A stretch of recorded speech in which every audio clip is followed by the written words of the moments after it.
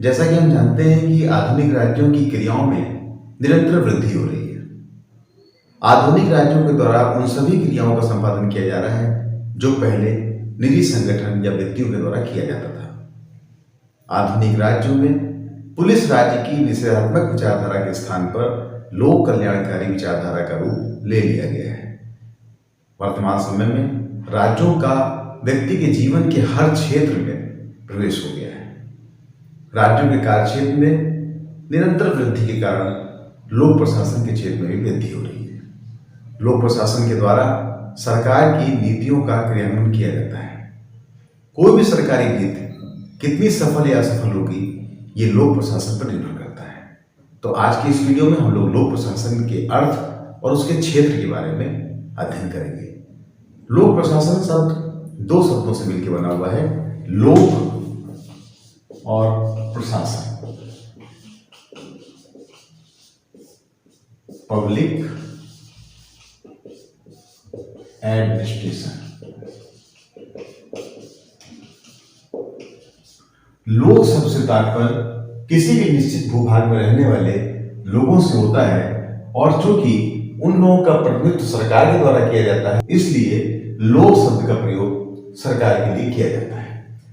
प्रशासन शब्द अंग्रेजी शब्द के एडमिनिस्ट्रेशन शब्द का हिंदी रूपांतर है, और एडमिनिस्ट्रेशन शब्द लैटिन भाषा के एड और मिनिस्टर से मिलकर बना हुआ है, जिसका अर्थ होता है सेवा करना या प्रबंध करना। इस प्रकार से हम कह सकते हैं कि लोगों के सार्वजनिक कार्यों के प्रबंध करने को प्रशासन कहा जाता है। तो सरल शब्दों में प्रशासन क्या है, आइए देखते हैं। जब दो या दो से अधिक व्यक्ति किसी ऐसे कार्य करने के लिए सहयोग करें जिसको वो अकेले नहीं कर सकते हैं, उसको हम लोग प्रशासन की संज्ञा दे सकते हैं।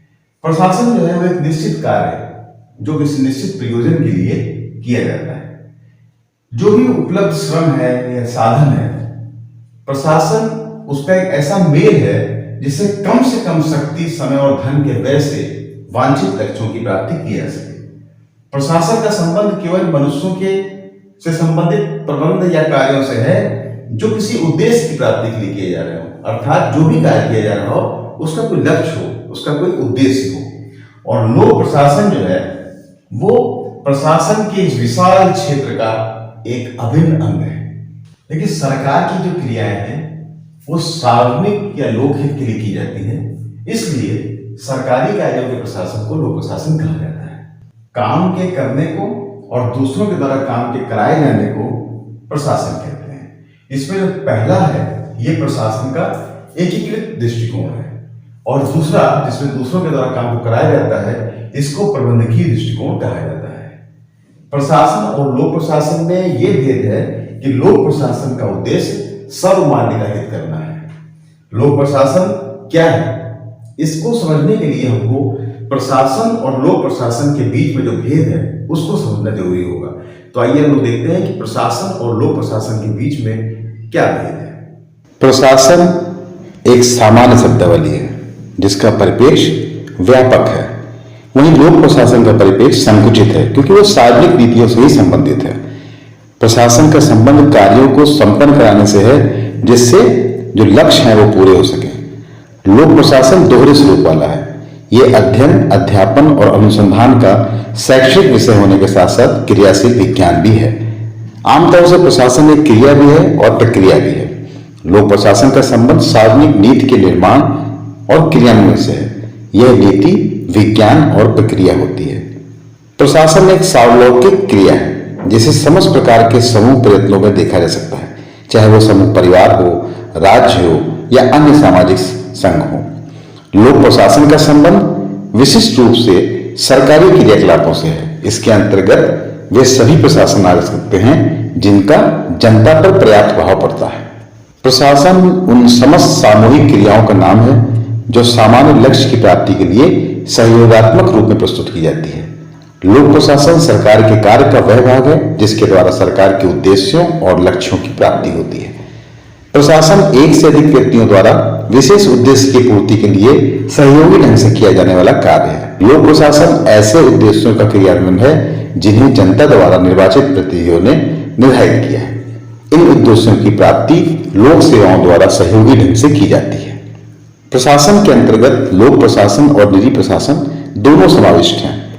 लोक प्रशासन का संबंध सार्वजनिक जनता से संबंधित प्रशासन से होता है। तो अभी उन्होंने देखा प्रशासन और लोक प्रशासन के बीच में क्या भेद है। अब आइए हम देखते हैं लोक प्रशासन की परिभाषाएं।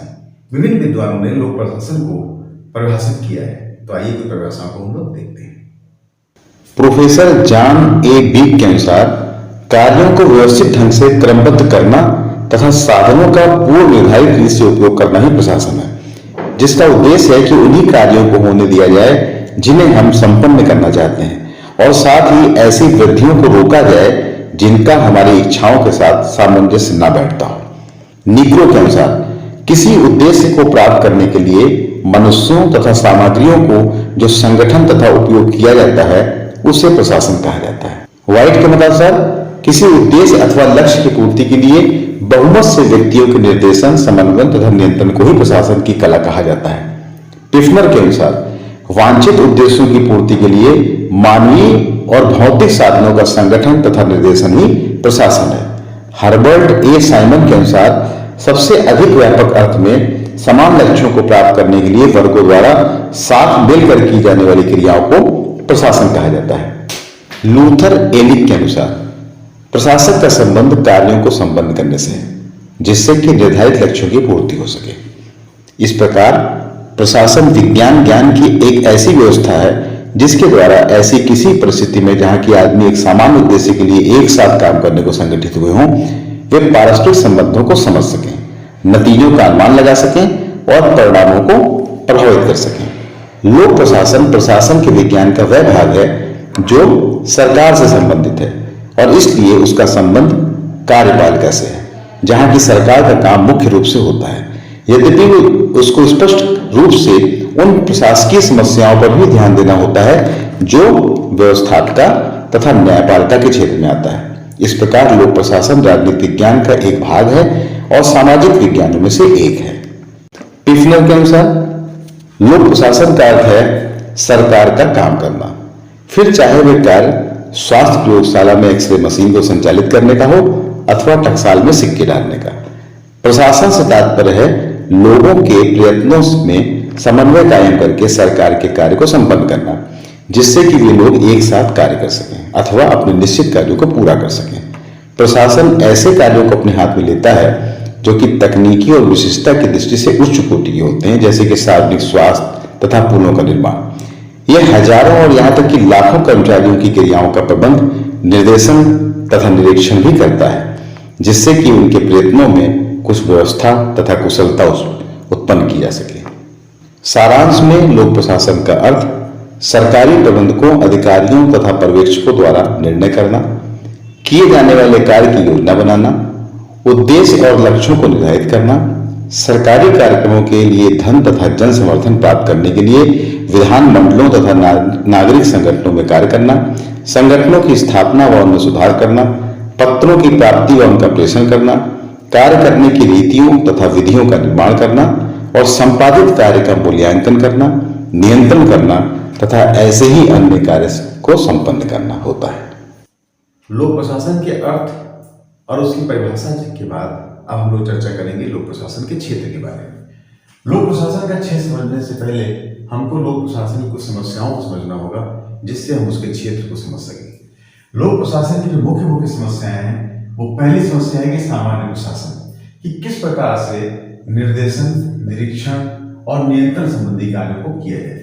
दूसरा होता है संगठन, ये जो भी सेवाएं हैं उनका संगठन किस प्रकार का होगा। कर्मचारी वर्ग, जब विभिन्न प्रकार की सेवाएं हैं और जो क्रियाएं संपादित की जाती हैं उनका प्रबंधन किस प्रकार से होगा। सामग्री पूर्ति और साज सज्जा, कर्तव्य पालन के लिए कर्मचारी वर्ग को प्रदान की जाने वाली सामग्री पूर्ति और साज सज्जा का प्रबंधन किस प्रकार से होगा। पांचवा है वित्तीय प्रबंधन। तो इस प्रकार से अगर देखें लोक प्रशासन की जो मुख्य समस्याएं हैं उनको हम 5 भागों में बांट सकते हैं। सामान्य प्रशासन, संगठन, कर्मचारी वर्ग, सामग्री पूर्ति, साज सज्जा और वित्त। तो इस प्रकार से हम देखें कि लोक प्रशासन के अंतर्गत मनुष्यों, सामग्रियों और उपायों का अध्ययन किया जाता है। लोक प्रशासन के क्षेत्र को परिभाषित करने के लिए लूथर गुलिक जी ने पोस्ट कोड की विचारधारा बताइए। पोस्ट कोड से तात्पर्य है planning, organising, staffing, directing, coordinating, reporting और बजटिंग। इसके जो पहले शब्द हैं इसको मिला के बनता है पोस्ट कोड। पहला है प्लानिंग या योजना बनाना। इसमें किसी भी कार्य की योजना बनाना और वो योजना कैसे क्रियान्वित होगी उसके तरीके भी निश्चित करना। दूसरा है ऑर्गेनाइजिंग यानी संगठन करना, जो भी उद्देश्य है उसकी प्राप्ति के लिए स्थायी ढांचे को तैयार करना। तीसरा है स्टाफिंग, कर्मचारी व्यवस्था करना, कर्मचारी बल की व्यवस्था करना और साथ साथ उनको ऐसी अनुकूल दशाएं देना जिससे वो अपना कार्य भली भांति कर सके। चौथा है कोऑर्डिनेटिंग, समन्वय करना, जो भी कार्य किया जा रहा है उसमें जो विभिन्न भाग हैं उनके बीच में कोऑर्डिनेशन करना, समन्वय करना। रिपोर्ट देना, उनको सूचना देना जिनके प्रति कार्यपालिका उत्तरदायी है। और बजटिंग अर्थात बजट तैयार करना, राजकोषीय योजनाएं बनाना, वित्तीय साधनों पर नियंत्रण करना, आय व्यय का लेखा जोखा रखना। ये सब लोक प्रशासन के क्षेत्र में आता है। तो हम ये कह सकते हैं कि लोक प्रशासन के क्षेत्र के बारे में लूथर गुलिच जी ने जो पोस्ट कोड के विचार प्रतिपादित किए वो इस क्षेत्र में बहुत ही महत्वपूर्ण है। लूथर गुलिच जी के पोस्ट कोड विचार की आलोचना की जाती है और इनकी आलोचना कौन करता है? जो मानवीय संबंधों के दृष्टिकोण के समर्थक हैं वो इसकी आलोचना करते हैं। उनका मानना था कि इसमें पाठ्य विषय के ज्ञान के तत्व की उपेक्षा की गई है। तो इस प्रकार से हम कह सकते हैं कि पोस्ट कोड विचार और पाठ्य विषय ये दोनों ही मिल करके लोक प्रशासन के अध्ययन के क्षेत्र का निर्माण करते हैं। तो अब इस प्रकार से हम लोग सारांश में ये देखेंगे कि लोक प्रशासन के अध्ययन के क्षेत्र क्या क्या है। तो लोक प्रशासन के क्षेत्र में किन किन चीजों का अध्ययन किया जाता है? पहला है केंद्र, राज्य और जो स्थानीय स्तर की सरकारें हैं उनकी जो सामान्य प्रक्रियाएं हैं उनका अध्ययन, जो भी संगठन है उनकी समस्याएं, सरकार की क्रियाएं और उनके संचालन का अध्ययन, अधिकारियों द्वारा जो तरीके अपनाए जाते हैं उनका अध्ययन, कर्मचारी वर्ग और वित्तीय प्रबंध की समस्याओं का अध्ययन, केवल प्रशासन की तकनीक और विधियों के साथ साथ मनुष्यों पर भी ध्यान केंद्रित करना, प्रशासनिक पद सोपान की कार्यप्रणाली को समझना और जो इसमें कार्य करते हैं उनका अध्ययन करना। तो आज के इस वीडियो में हम लोगों ने लोक प्रशासन के अर्थ, परिभाषा और क्षेत्र के बारे में समझा। आशा है कि वीडियो आपके लिए उपयोगी सिद्ध होगा। वीडियो समाप्त करने की अनुमति दीजिए। थैंक यू, धन्यवाद, जय हिंद।